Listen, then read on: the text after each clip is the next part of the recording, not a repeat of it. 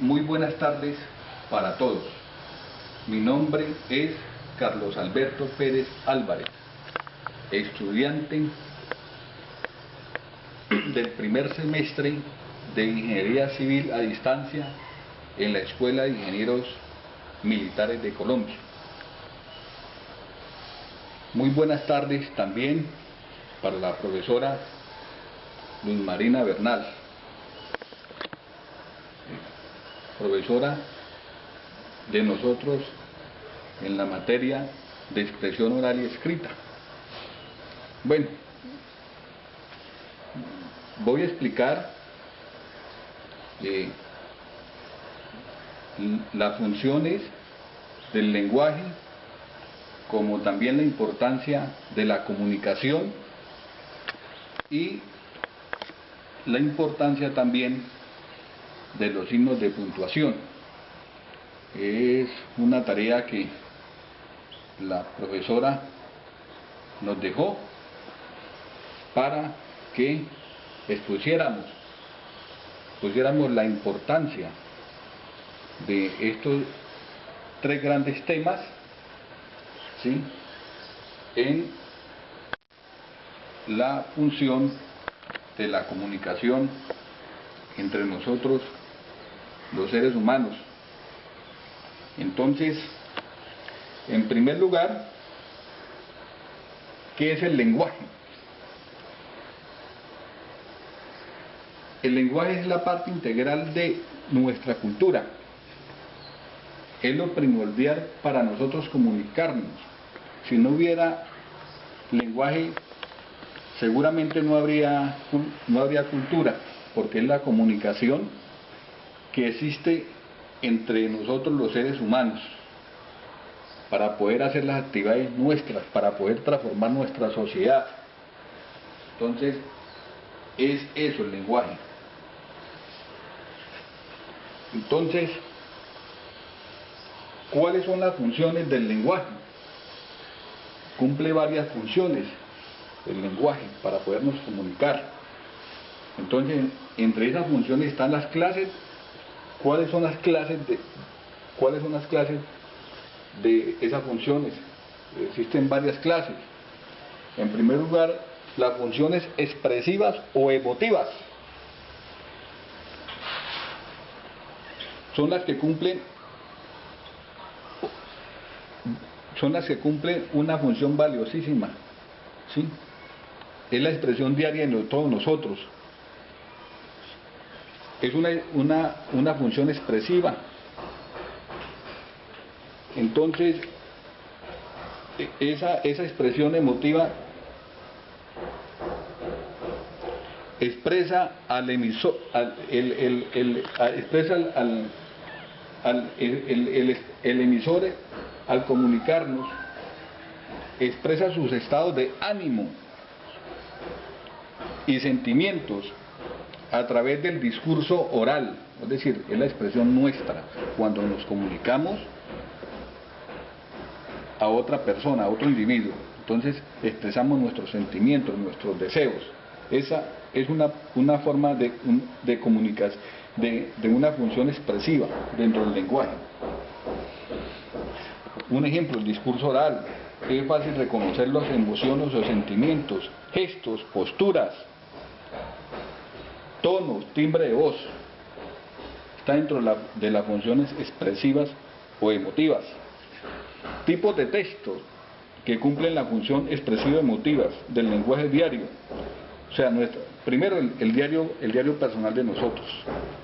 Cómo nos expresamos nosotros a diario, personalmente, ante las demás personas. El teatro, la poesía, los cuentos, las novelas, el ensayo, las cartas, lo que nosotros escribimos, también están dentro de los textos de las funciones expresivas o emotivas. Las funciones informativas. ¿Cuáles son las funciones informativas? En primer lugar, esas funciones cumplen se cumplen en textos cuya finalidad es informar a través de un suceso, hechos, cuentos o situaciones de la realidad. Están los textos científicos, periódicos, documentales, informes académicos. Eso están dentro de ese tipo de funciones informativas. Las funciones persuasivas. Las funciones persuasivas cumplen un rol importante en el discurso oral, convencer.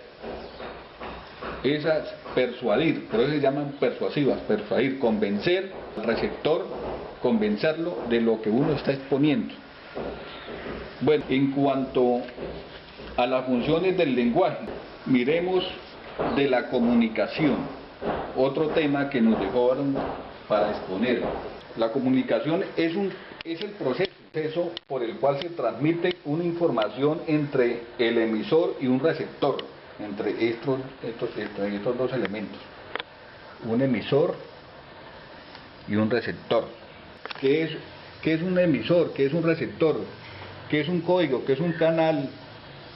¿Qué es un mensaje? ¿Qué es un texto? Esos son los llamados elementos dentro de la comunicación diaria de nosotros. Entonces, ¿qué es un emisor? Un emisor es aquel que transmite la información, un individuo, un grupo. En este momento yo soy un emisor porque estoy transmitiendo una información. Los receptores son las personas que me escuchan o que me van a escuchar a través de YouTube. Ese sería el receptor. Los códigos son, si hablamos de una expresión oral, son los gestos, la forma como yo me expreso ante las personas.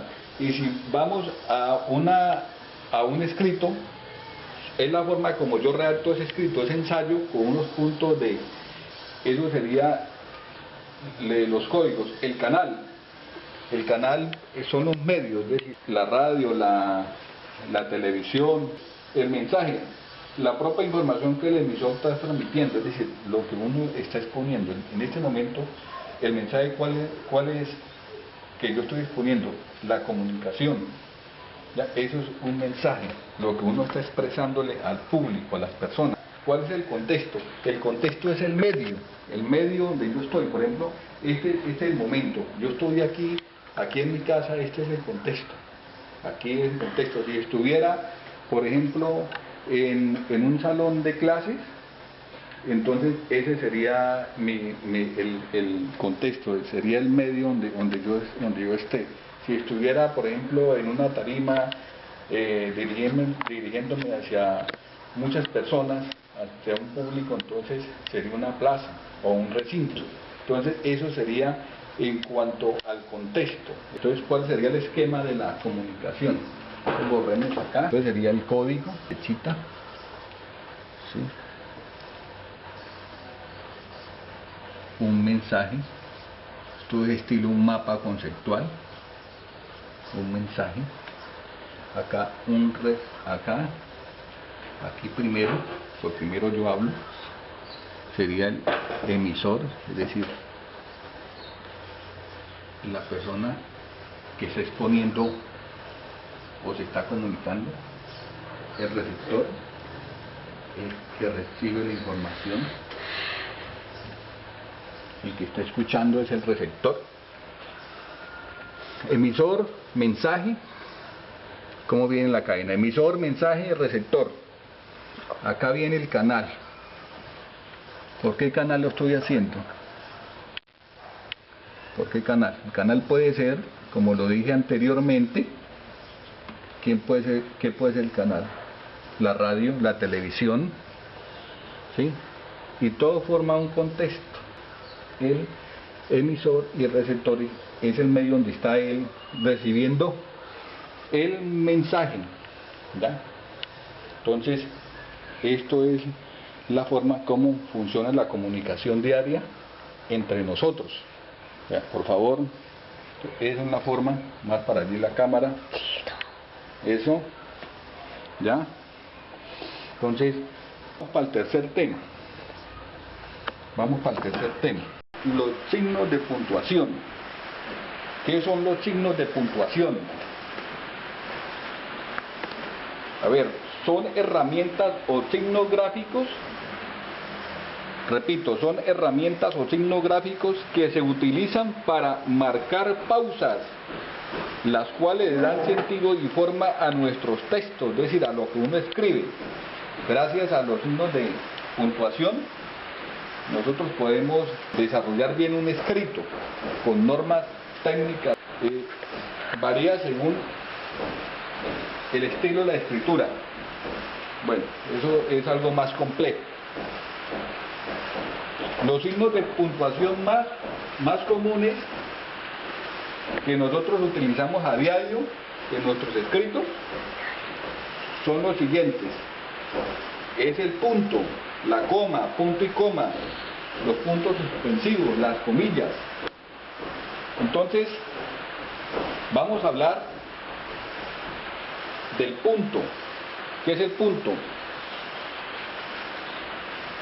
Es el signo que marca la finalización de un enunciado o de una expresión oral. Este signo permite compensar y diferenciar las ideas del párrafo o del bloque. Cuando hablamos del punto, ¿no? Cuando uno termina un escrito y para darle sentido a ese escrito de lo que está uno hablando, entonces está el punto. Ese punto se divide en tres clases de punto: el punto seguido, punto aparte y punto final. ¿Cómo empleamos el punto seguido?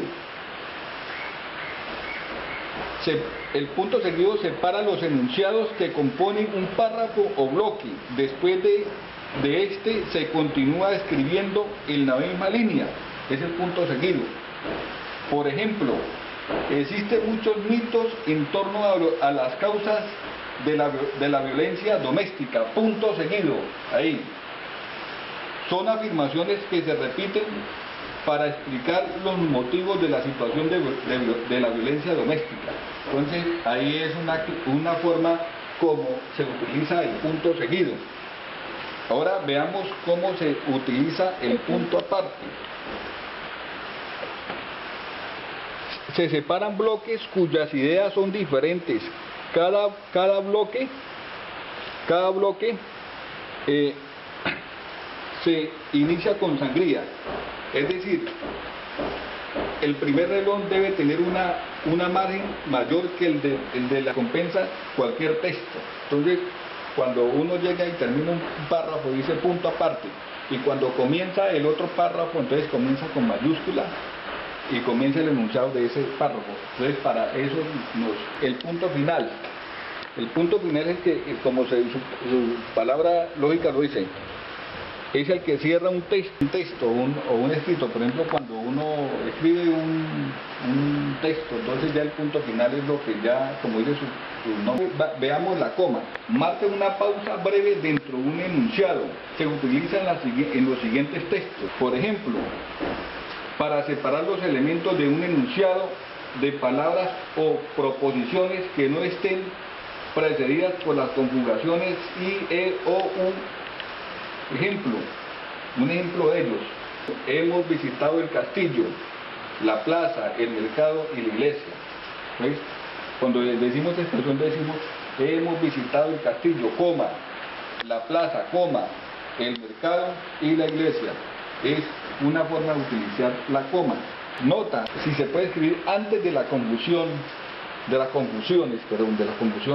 I, E, O, I, N, cuando el enunciado expresa un contenido distinto al anterior. Ejemplo: el día es claro, brillante, el sol y el aire reversando, coma, y nosotros decidimos salir a paseo. Entonces, es aquí la expresión coma y. Entonces, es una forma de cómo utilizamos la coma antes de una conjunción. El punto y coma, esto es otro signo de puntuación. ¿Dónde se utiliza este punto y coma? Este punto y coma, ¿dónde se utiliza? Indico una pausa superior a la coma e inferior al punto se utiliza detrás de un fragmento extenso o cuando hay una pausa y se ha usado la coma dentro del fragmento. Ejemplo, a veces, coma, hacia el final me da la impresión que el tribunal empezaba a estar harto y quería quitarse de encima aquella carga, punto y coma.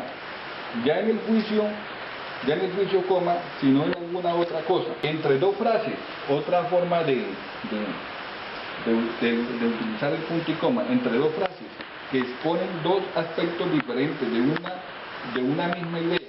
Ejemplo, no podemos seguir así, punto y coma, vamos sin remedio al desastre, punto. Entonces, otra forma como se utiliza el punto y coma. Otra es para separar grupos de cantidades, de precios. Por ejemplo, precios, punto y coma, se utiliza.